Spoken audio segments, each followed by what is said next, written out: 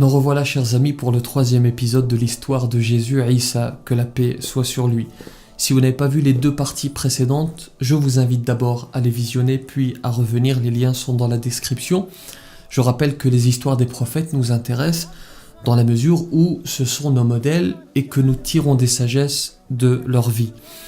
Dans cette vidéo, je vais poursuivre ce que nous avons commencé dans les deux épisodes précédents. Je vais vous parler entre autres de Judas, avec la question suivante: Judas a-t-il vraiment trahi Jésus? À tout de suite.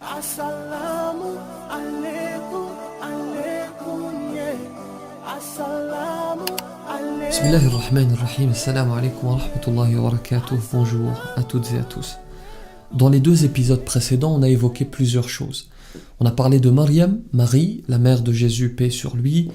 On a évoqué sa famille, la naissance si particulière de Isa alayhi salam, la réaction de son peuple, réaction négative, puisque Maryam est arrivée auprès des siens en expliquant qu'il n'y avait pas de père.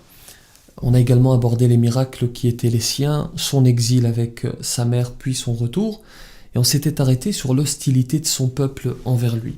On avait dit que le peuple de Banu Israël ne l'acceptait pas parce qu'il ne leur convenait pas. Comme cela est cité dans le Coran. Ils veulent un messager qui puisse satisfaire leurs désirs, leurs passions. Il va ainsi essuyer vexation et insultes, mais il patiente.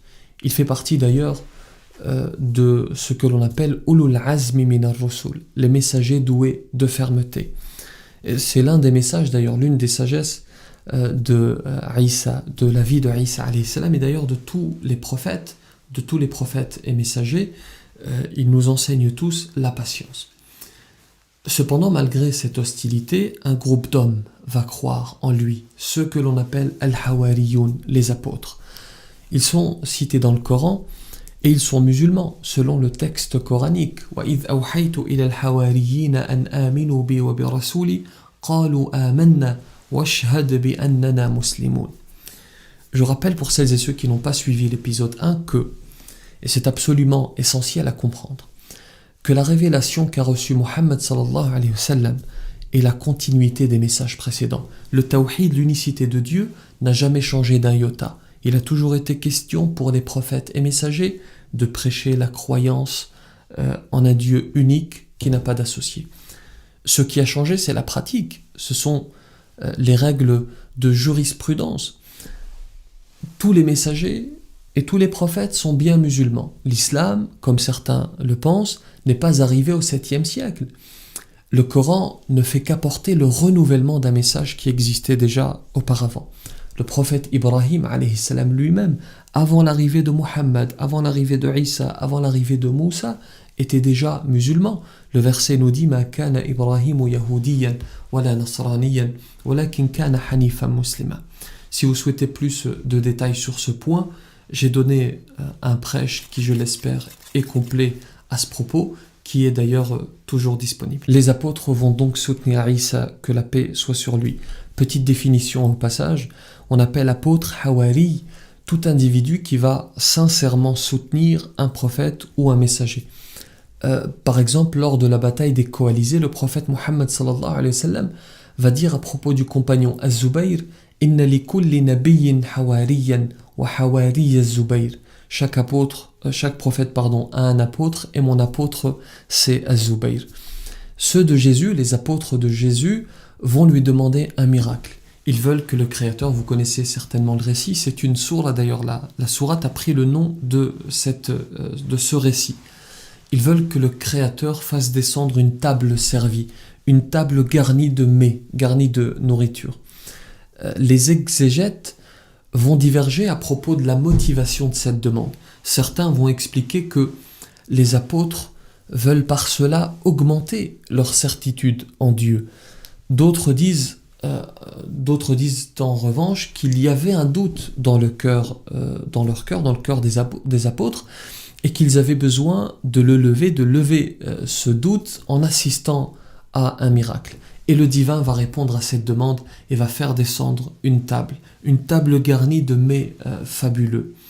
Le jour de la descente va d'ailleurs devenir un Eid, une fête, comme cela est indiqué dans le Coran, une fête qui sera célébrée par eux, par les apôtres, par ce peuple, et par ceux qui vont les suivre au travers des époques. Bien entendu, cette fête a été abrogée avec l'arrivée de Muhammad sallallahu alayhi wa sallam.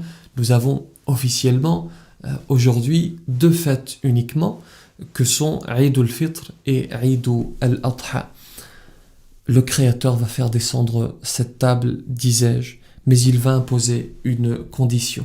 Il dit ainsi dans le Coran: « Je la ferai descendre sur vous, mais ensuite, quiconque d'entre vous refuse de croire, je le châtierai d'un châtiment dont je ne châtierai personne d'autre dans l'univers. » Pourquoi ? Parce qu'ils ont vu le miracle de leurs yeux, contrairement à vous et moi. Nous n'avons pas vu de miracle. Nous avons le Coran entre nos mains, bien entendu, mais nous n'avons pas vu de miracle de cet acabit, d'où la fermeté du châtiment.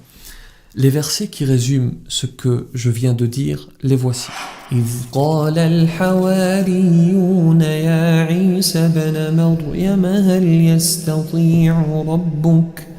هل يستطيع ربك أن ينزل علينا مائدة من السماء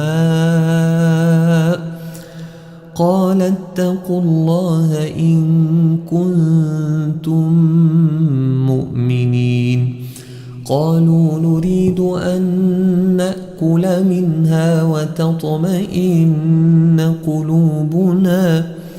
وتطمئن قلوبنا ونعلم أن قد صدقتنا ونكون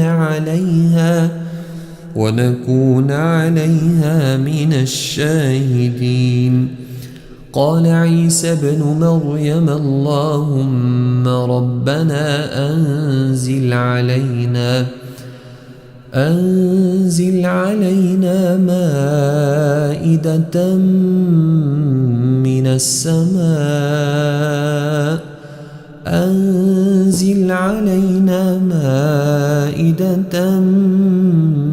السماء تكون لنا عيدا لأولنا وآخرنا وآية منك وارزقنا وأنت خير الرازقين قال الله إني منزلها عليكم فمن يكفر بعد منكم فإني أعذبه عذابا لا أعذبه أحدا من العالمين. Isa va recevoir l'Injil, l'évangile, qui confirme le message de la Torah, at-Tawrah, comme cela est indiqué dans le Coran. وإذ قال عيسى ابن مريم يا بني إسرائيل إني رسول الله إليكم مصدقا لما بين يدي من التوراة ومبشرا برسول يأتي من بعد اسمه أحمد فلما جاءهم بالبينات قالوا هذا سحر مبين. Ce qui arrive à Isa, paix sur lui, est analogue à ce qui va arriver à Muhammad sallallahu alayhi wa sallam. Ils sont tous deux qualifiés de sorciers. Le peuple de Jésus va même écrire au royaume présent dans les alentours pour les monter contre lui. Attention, un homme est en train de gagner les cœurs. Il risque de prendre vos trônes. Méfiez-vous, réagissez, soyez avec nous. C'est exactement ce que l'on a dit de Muhammad sallallahu alayhi wa sallam. C'est exactement le complot qui va être monté contre Muhammad, que la paix soit sur lui. Et la volonté de le tuer va prendre de l'ampleur. Ce qui va suivre maintenant est rapporté par Ibn Abbas radiyallahu anhuma et est authentique comme ce qui a précédé d'ailleurs. Alors qu'il est avec 12 de ses apôtres dans une maison, il est conscient que ses ennemis sont à ses trousses, voire à sa porte. Et c'est maintenant que la question de Judas va se poser. Est-ce qu'il a réellement trahi Jésus contre une bourse d'argent comme ce que l'on entend depuis toujours? C'est ce que l'on entend, c'est la version que l'on entend depuis toujours en tout cas. La réponse, elle est celle-ci.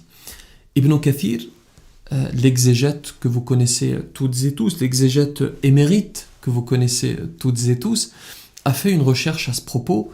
Vous avez la source qui apparaît.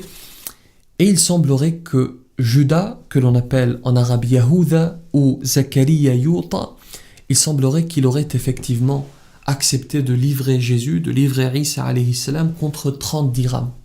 Le plan était le suivant, il entre dans la maison et il fait la bise et il embrasse Isa alayhi salam pour que ses ennemis puissent l'identifier. La recherche d'Ibn Kathir nous amène donc à penser cela, à penser que c'est bien Judas qui a trahi. Petite précision tout de même, Ibn Kathir dit à la fin de sa recherche « Wallahu a'lam » et Allah c'est mieux. Revenons maintenant à notre récit. Sachant qu'ils sont à proximité de lui, Isa alayhi salam va demander à l'un de ses apôtres de se faire passer pour lui. Le plus jeune des apôtres va se proposer et Isa va refuser. Il se propose une deuxième fois, il refuse, puis il va accepter la troisième proposition. Comme cela est indiqué dans le Coran, Isa alayhi salam va être élevé auprès de Dieu avant que ses ennemis n'arrivent, avant que ses ennemis n'entrent dans la maison. Et le Créateur va faire en sorte que le jeune homme qui s'était proposé pour le remplacer, il va faire en sorte que ce jeune homme prenne l'apparence exacte de Jésus alayhi salam. C'est donc lui, ouvrez bien vos oreilles, c'est donc lui qui va être arrêté, crucifié, tué. Voilà l'une des divergences majeures que nous avons avec les chrétiens. Nous, musulmans, sommes certains que Isa alayhi salam n'a pas été crucifié, mais qu'il a été élevé auprès de Dieu. Dieu dit dans le Coran « وَمَا قَتَلُوهُ وَمَا صَلَبُوهُ وَلَكِنْ شُبِّهَ لَهُمْ » Ils ne l'ont ni tué ni crucifié, mais ce n'était qu'un faux semblant. Sa mère Maryam alayhi salam va assister à la scène, elle va le pleurer, mais elle va recevoir la visite de Jibril alayhi salam, l'ange Gabriel, qui va lui confirmer qu'il n'est pas mort et qu'il reviendra à la fin des temps, Inch'Allah. Je répète, comme indiqué dans le premier épisode, que chaque religion pense détenir la vérité à son propos et que dans cette série, j'ai mis en avant ce que dit l'islam de Isa alayhi salam, de Jésus, et ce que les musulmans croient fermement. Voilà, vous connaissez maintenant son histoire. C'est un prophète auquel nous croyons, un prophète que nous aimons de toutes nos forces, un prophète que nous respectons bien entendu, mais nous sommes certains par ailleurs qu'il n'est ni Dieu ni son fils. Je vous remercie d'avoir suivi la Casa des Papels, la véritable histoire de Jésus. Il est vrai qu'on peut se tromper, tellement le récit est captivant. Je vous remercie d'avoir suivi cette série, disais-je, et je vous retrouve bientôt pour d'autres récits, Inch'Allah.